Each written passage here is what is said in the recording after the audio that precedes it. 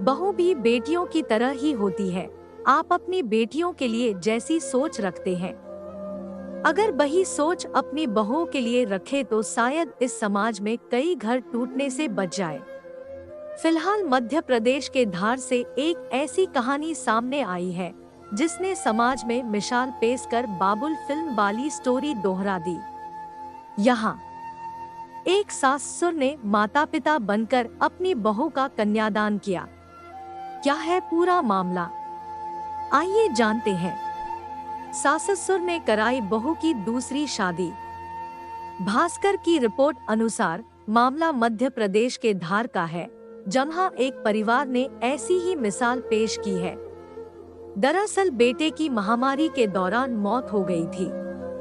बेटा तो चला गया लेकिन वह अपने पीछे छोड़ गया एक भरपूरा परिवार, माँ बाप और पत्नी और बेटी।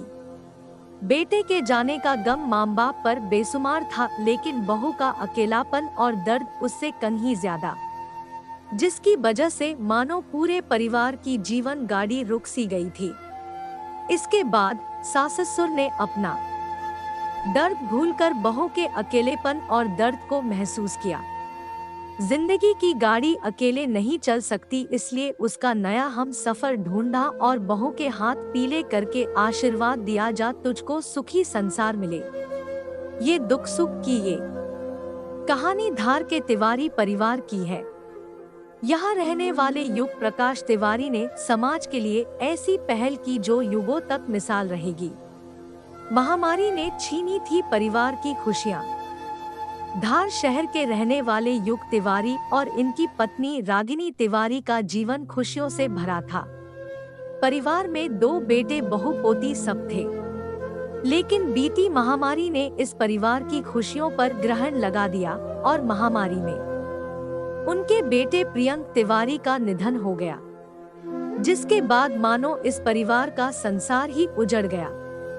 बेटे की मौत के बाद तिवारी परिवार ने जैसे तैसे अपने आप को संभाला। अब सामने था बहू ऋचा तिवारी और पोती की आगे की जिंदगी की चिंता। ससुर युग प्रकाश तिवारी और सास ने बहू को बेटी की तरह विदा करने का मन बनाया। युग का कहना है कि वह अपनी बहू को बेटी मानते हैं।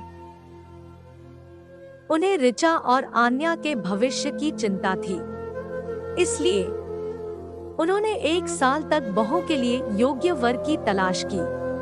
तिवारी परिवार ने अपने बहू की शादी कन्यादान सहित हर रस्म खुद निभाई।